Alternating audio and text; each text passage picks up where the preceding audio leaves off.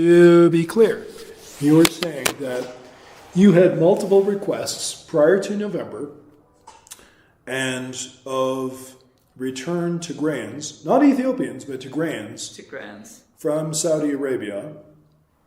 And you said you can't get involved. Explain why you couldn't get involved. The terms of our constitution prohibit us from getting involved in deportations. Okay, so it's not your mandate, it's not your remit, it's nothing to do with you. So you went to Foreign Affairs and said what? You said, you guys take care of this. I don't want to put words in your mouth. Informed them that we're getting a lot of pressure to return Tigrayans from Saudi Arabia, and I explained to them why we could not get involved in the forceful return of Ethiopians or any migrants from any country. And what was their reaction? They agreed, and they said, we don't know why they would ask you to do that. But they themselves also say they were getting the same letters. There was a Tigrayan association from every country. Perhaps it's just the Tigrayan association in North Korea that did not write to us. There was letters upon letters, emails every day. You don't care about these people just because they're Tigrayan. You should put yourself in the situation of these people. They're being mistreated in Saudi Arabia. We want them back here in Ethiopia. And we never got involved because we can't. And our natural posture is actually the reverse, to push governments to find local solutions in terms of integration into the local labor market. For us, deportation should be an option of last resort. And we know that the Saudi labor market subsists on immigrant labor. So we couldn't understand why there was this strong push to get Tigrayans out of Saudi Arabia. But you're convinced that after the November 4th attack, you think that this was a direct, not direct, but indirect ways to actually recruit soldiers for the actual war? I have never seen any government, especially a government like this, that is struggling to provide jobs for its people, push for the return of their people. But couldn't they have said, but couldn't they have said, it's pretty well known or pretty infamous that the Saudis treat immigrant labor appallingly bad. I mean, couldn't a reasonable argument be made that, okay, they just want the people returned because they're being treated appallingly? I don't think so. You don't buy that? Huh? You don't buy that? Absolutely not. Absolutely not. Because these people will go back to Tigray and struggle to eke out a living. Okay, so conditions are worse than being an immigrant in Saudi Arabia. Exactly. Okay. And now, Jeff, this is where it gets interesting. There is a request from some Tigrayan associations, some of them are very active on Twitter, to IOM to resettle Tigrayans that are currently in Saudi Arabia in Rwanda. And why would they want to go to Rwanda? I don't know. Rwanda, again, I don't know. Rwanda, what's in Rwanda that would have been? Rwanda previously offered to host stranded sub-Saharan African migrants that was stranded in Libya. Rwanda offered to resettle them in Rwanda. And again, IOM said we could not get involved because this is not something we do. If they're refugees, we can get involved in coordination with UNHCR in their resettlement. Rwanda... Doesn't that undermine your premise, though? What? Well, if they're now saying, let's resettle them in Rwanda... there's a reason for it. There's a reason for it. It's politics. It's politics, but it doesn't fit the narrative of getting people back to be soldiers. No, they wanted it then. They know it can't happen now. Yeah. The war has already started, and I mean, the federal government is controlling even the flow of people once in Addis a lot better. So there's got to be a different political reason. Before November the 4th, they would have landed in Addis and gone on up with ease. Yeah. After November the 4th, things are a lot more difficult in terms of accessing Tigray. Yeah. Kagame was tight with the TPLF. That's what it is. Okay. And now, so could we start to make a lot of noise about getting all of these Tigrayans who are stranded in the Middle East can't return to their country because it's conflict-ridden, get a country to resettle them. And then you don't know what guerrilla movement starts from Rwanda.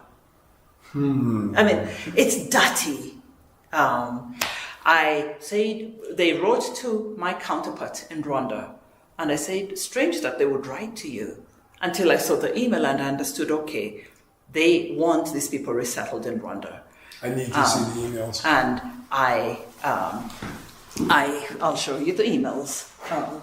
I said, no, not just show me. Print them off and forward them to me. I need the proof. No, I need the proof. But I mean, if I show it to you, you see it. Yeah, but I still need them forwarded to me so I'll redact the names. I'll redact the officials' names. Sorry, I gotta get my thingies. I broke my glasses on the way. That's always fun. So, Ms. Forbes is Chief of Mission Kigali. I was from the Ethiopian Canadian Parliament. I'm going to discuss the situation.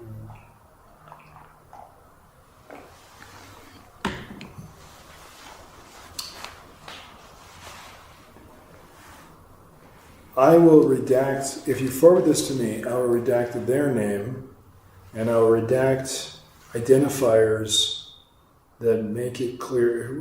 Ms. Forres is where? Rwanda, Chief of Mission. Okay, so... Chief of Mission, Rwanda. And this woman apparently is very active on social media. So... Good morning, thanks for reply. Let me show you my response. Okay, who's the active person? Because the other person was Izana Tefera. Yeah, that's the person I'm told. That's a female or a male? I thought it was a male. A female, I believe. Greetings, my name is... So I would use this, but I would... Also join the call would be Niazik and CC'd here, an advocate who has been working in the migrant issue for some time. This is dated when? This is dated... 1708, this is 8th, okay, so August... This is very recent. This is very recent. This last week. This is incredible. They know they're losing. Yep. Yep. That's fine. Sorry, I told you I'm stupid. It takes me a while. They know they're losing. They're looking for a refuge. Yeah, I want this. I want this.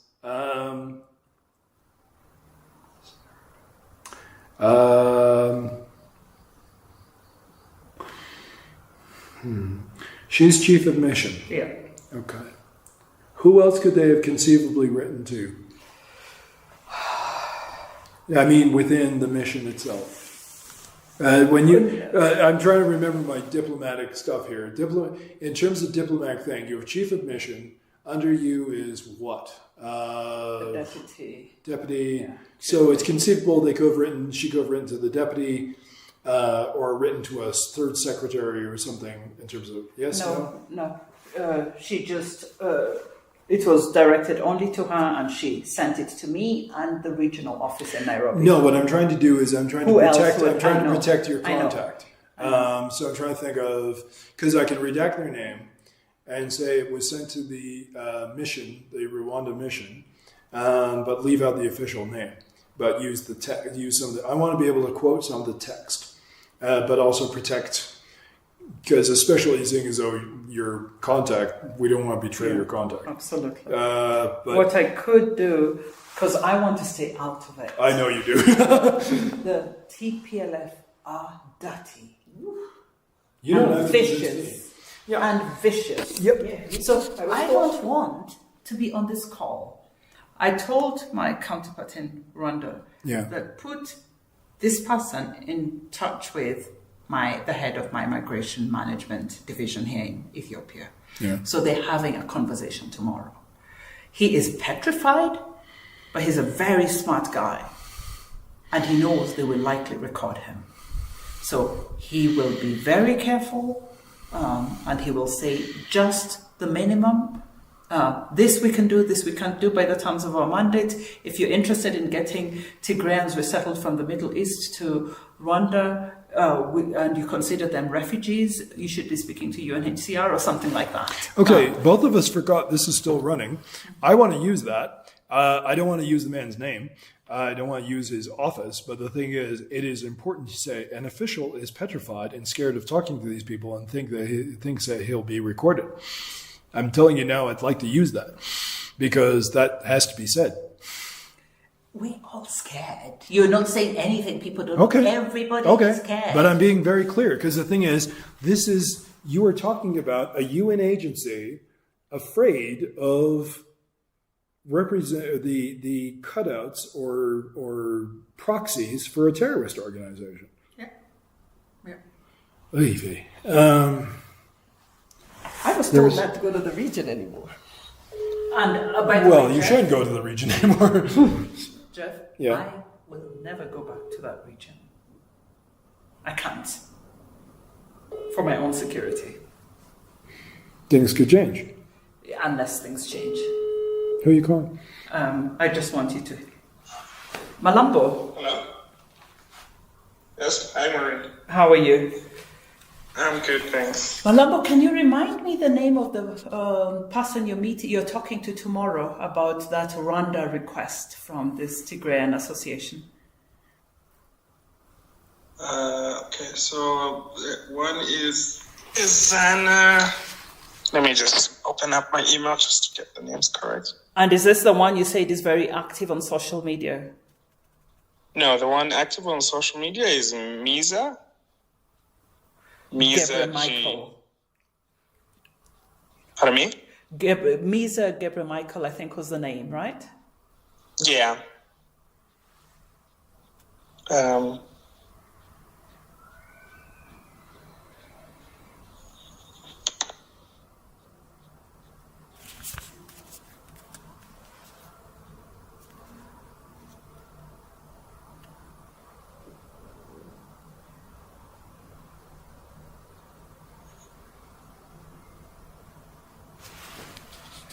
And Malambo, you'll have to be really careful tomorrow on that call, as we discussed. Yeah. The other person is Ezana Tefera. Okay, so the person who wrote the initial email to Chief of Mission Rwanda. Yeah. Okay, all right, okay. Yeah. All right, I was just talking to somebody and I wondered whether, we had the names right in terms of who you were speaking with. I'm glad you're not speaking to the one who's active on social media. No, she'll be on the call as well. Fine. Oh. Yeah. Then Malambo, you need to be super careful. That was only revealed after I'd already agreed to the call. Yeah. So you were tricked. Yeah, exactly. Wow.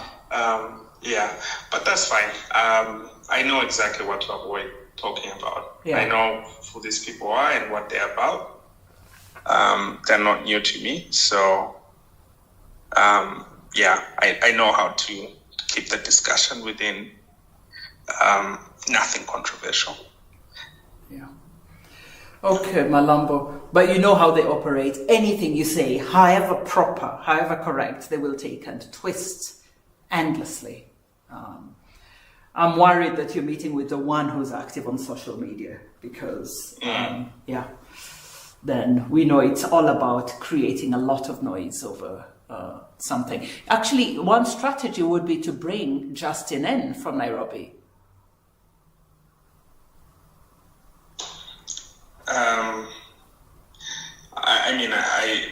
I don't know. I don't know if Justin is as...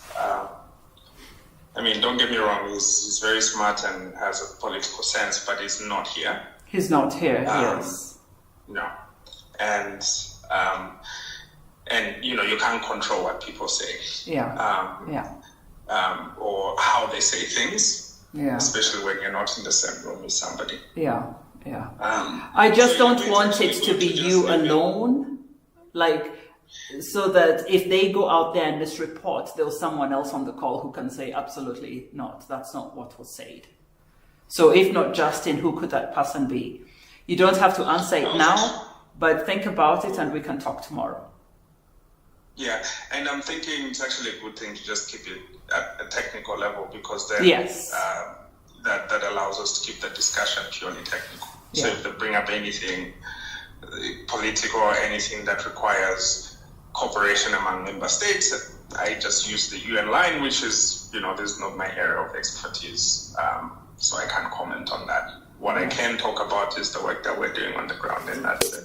Okay, all right. Okay, Malambo. Yeah. All right. And then they can't go around and accuse us of not engaging or hiding things, because I will talk about all things technical, and that's my job. Yeah. All right. Okay, Malambo. You have a good one. Okay. We'll talk tomorrow. Thank you. Bye. Bye-bye. Okay, two things very important for you guys to know. What you just did was kind of a dirty trick. No, he's not. He's very... I know. But the thing is, this is how I work. I do not use recordings of people who are not aware that they're being recorded. And the way it works under the law in my country is that you cannot broadcast something unless someone consents to their use. No, Let me finish. No, I appreciate that. Let me finish. You can record somebody surreptitiously. You just can't use it. So the thing is, because he didn't know that I was recording him, I cannot use him. He will never know he may never know that I listened in on his call. Doesn't matter. That, as far as I'm concerned, whatever he said there is off limits. I don't use it. Yeah. One thing I don't. Just to give you an idea. I know. The one thing I don't understand is how he was tricked. I didn't follow that. I'm sorry. Because the email I showed you comes from one person. Yeah. I forget the name. Zana, what's her face? Yeah. And then he said, okay, we can meet. And then Misa comes in. Yes. Misa is going to be outed because Misa is very active on social media. She's a well-known TPO troll. If I were you, I would go back